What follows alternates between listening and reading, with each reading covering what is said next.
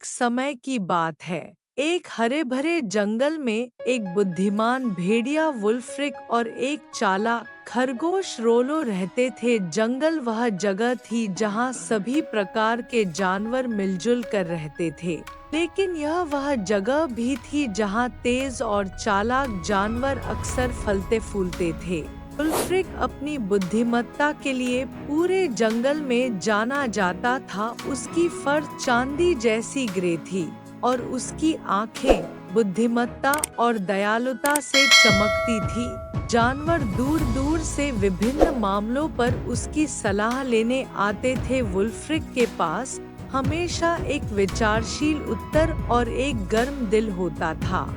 दूसरी ओर रोलो अपनी चतुराई और तेज सोच के लिए जाना जाता था। उसकी फर मुलायम भूरे रंग की थी और उसकी बड़ी जिज्ञासु आंखें थी जो कभी कुछ नहीं चूकती थी। रोलो को चालें चलना और रचनात्मक तरीकों से समस्याओं को हल करना पसंद था। वह हमेशा कुछ न कुछ शरारत करता रहता था, लेकिन उसका दिल सही जगह पर था। एक धूप भरी सुबह जंगल में एक समस्या उत्पन्न हुई। उनके घर के माध्यम से बहने वाली नदी रहस्यमय तरीके से सूख गई थी। जानवर चिंतित थे क्योंकि नदी उनके पानी का मुख्य स्रोत थी। इसके बिना उनके पास पीने के लिए पर्याप्त पानी नहीं होता और पौधे मुरझा जाते। एक बैठक बुलाई गई और सभी जानवर यह चर्चा करने के लिए इकट्ठे हुए कि क्या करना है। बुद्धिमान उल्लू, तो जंगल परिषद का नेता था, पहले बोला, हमें यह पता लगाना होगा कि नदी क्यों सूख गई है। उसने कहा, उसकी पंख चिंता से फड़फड़ा रहे थे। हमें जल्दी कार्य करना चाहिए इससे पहले कि हम सभी को नुकसान हो। वुल्फ्रिक आगे आया, मैं जाकर नदी के स्रोत की जांच करूंगा। उसने कहा, शायद कुछ इसे अवरुद्ध कर रहा है। रोलो तुरंत उछल पड़ा, मैं तुम्हारे साथ चलूंगा। वुल्फ्रिक, उसने उत्साह से कहा, दो सिर एक से बेहतर होते हैं, खासकर जब एक सिर मेरी तरह चालाक हो। जानवरों ने सहमति व्यक्त की और जल्द ही वुल्फ्रिक और रोलो अपनी यात्रा पर निकल पड़े। वे सूखी नदी की धार के साथ जंगल में चलते समय उन्होंने देखा कि पौधे भूरे होते जा रहे हैं और जमीन सूखती जा रही है। यह स्पष्ट था कि उन्हें इस रहस्य को जल्दी से हल करने की आवश्यकता है। लंबी यात्रा के बाद वे आखिरकार नदी के स्रोत पर पहुँचे, जो एक सुंदर झरना था जो जमीन से फूट रहा था। लेकिन उनकी आश्चर्य की बात यह थी कि झरना चट्टानों और शाखाओं के बड़े ढेर से अवरुद्ध था। ऐसा लग रहा था कि किसी ने जानबूझकर नदी को बांध दिया था। रोलो की आंखें संकुचित हो गईं जब उसने अवरोध की जांच की। यह किसने किया हो सकता है?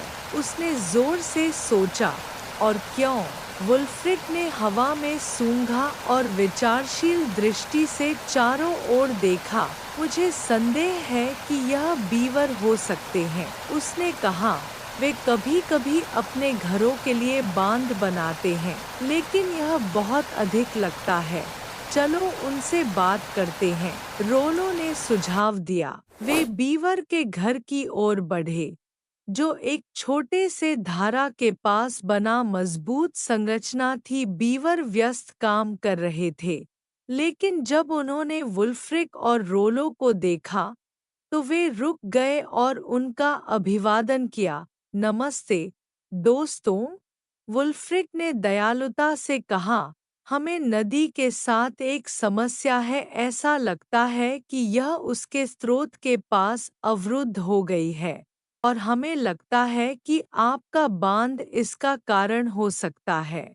बीवर आश्चर्यचकित दिखे। ओह ईश्वर! प्रमुख बीवर, जिसका नाम बकी था, ने कहा, हमें कोई अंदाजा नहीं था कि हमारा बांध इतनी अपनी परेशानी का कारण बनेगा। हम सिर्फ अपने परिवार के लिए एक सुरक्षित जगह बनाना चाहते थे। रोलो आगे आया, उसकी आंखें चमक रही थी।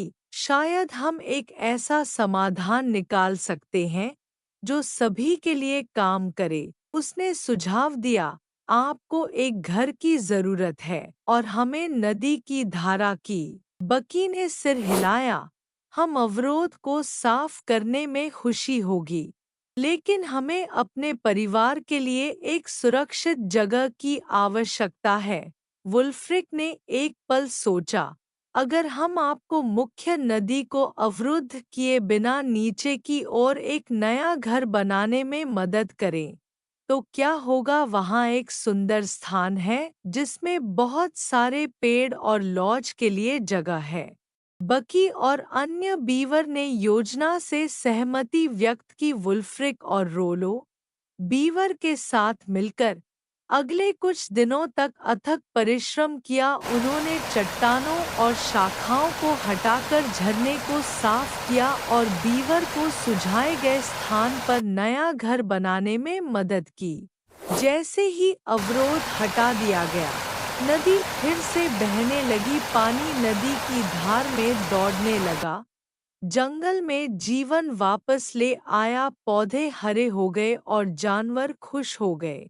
वुल्फ्रिक और रोलो अच्छी खबर साझा करने के लिए जंगल परिषद में लौटे। बुद्धिमान उल्लू ने उनकी टीम वर्क और चतुर समाधान की प्रशंसा की।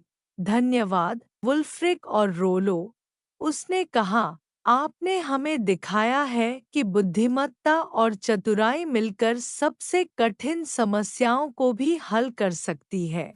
उस दिन से वुल्फ्रिक और रोलो जंगल के नायकों के रूप में मनाए गए। उन्होंने अपने दोस्तों की मदद करना जारी रखा और जंगल को सभी के लिए एक सुरक्षित और खुशहाल स्थान बनाए रखा। और इस तरह बुद्धिमान भेड़िया और चालाक खरगोश सबसे अच्छे दोस्त बन गए, यह साबित करते हुए कि बुद्धिमत्ता और चतुराई के साथ कुछ भी संभव है। और वे सभी खुशी खुशी रहने लगे।